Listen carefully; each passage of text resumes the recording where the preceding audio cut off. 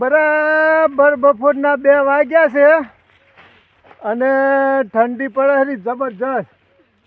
અને હવે આવી ઠંડીમાં અમે આયા તમાકુ ગજરવા. શું કેવું?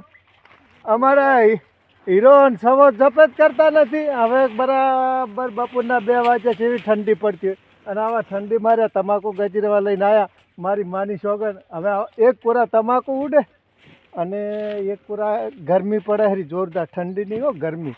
આ તો એમ કે મસ્તી કરી છે મેં કે ઠંડી પડે હરી. હે પણ આવી ગરમીમાં આ ખેડૂતોની મોજ જુઓ અને ખેડૂતો મથઈ તમે જુઓ. હવે એમાં અમે ભેગા આવી ગયા છે અને આર્યા પણ જપ કરવા દેતા નહીં. બરાબર બપોરનો ગાળો થઈને આર્યા ઉઠાવે છે અને પછી ઉનાવા ગંજબા લઈને જાઉં ને એટલે શું કહે છે ખબર? 25 પૈસા વધશે. શું કહે છે? 10 રૂપિયા 25 પૈસા. પણ ખેડૂતોની દશા તો તમે જો. એમ કેમ નહીં કહેતા ડાયરેક્ટ કે 1500, 1600, 1700. આ તો શું કહે છે 25 પૈસા વધો એટલે ખેડૂત વધારે ન લઈ જાય. ખેડૂતોની દશા જો.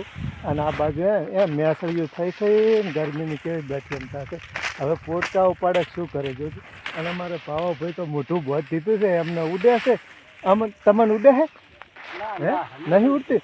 અમારે સવાને મને હીરાને ઉડતું. અંબાજીથી આવ્યા નોટું લેવા નહીં, થપ્પા જમાવા. કેવી દશા આવે. સાચું, અંબાજીથી આવ્યા છે મહેનત કરવા માટે. તમાકુ જોરદાર પકવી છે.